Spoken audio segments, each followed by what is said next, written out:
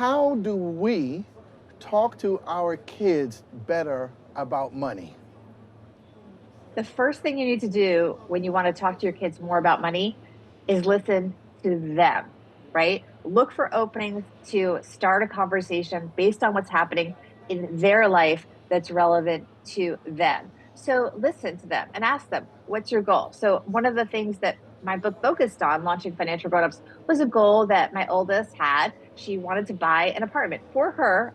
It was the right decision for her to own property at a young age. That was her goal. Many people, that's not their goal. That's fine. It might be something else. And so we did a lot of talks about how to get there. And we figured out not only how to figure out, okay, if she had a 2 year timeline, this is how much she had to save over that 2 year period each week. And she had an Excel spreadsheet. She changed her major in college to a higher earning major so that she could do that. She made specific decisions about how much she was going to spend going out with friends. And it made me really sad that she did miss some things, but it was important. And this is an interesting twist with her. She also made sure that she was building up her credit score so that when she did go to get a mortgage, she was able to qualify. And that's something that we don't always talk to kids about. We tell them not to get into credit card debt, but we don't often talk to them not only about the things you can get when you pay your bill every month on time, like the points and cash and free stuff and privileges and all that, but we don't talk to them about the importance of having a good credit score so that you can get better terms on so many things in life, whether it's their first car, their first apartment, just being able to get the better credit cards. That stuff's really important.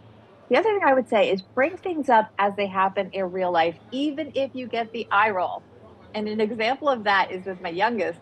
I remember he like hit his toe or something, and we had to go to the doctor, and it was December. And I said to him, well, while we're waiting for the doctor, I said, well, at least financially, this is good news because, and I got such an eye roll, but I said, we've used up our deductible. So this won't cost us very much. And he was like, Mom, I know, I know, I know. And I started, and he was like 11. And this poor kid, I started explaining to him, and he was like, I understand. And he then told me how the health insurance worked, which was amazing. And the lesson from that is your kids pick up a lot along the way, and don't underestimate, I should say, how much your kids actually know and how much they're picking up from overhearing you, good and bad, conversations in the family, and just from life. They're smarter than we think. And what advice do you have for parents who want to begin to have the conversation with their sons and daughters about setting themselves up for retirement?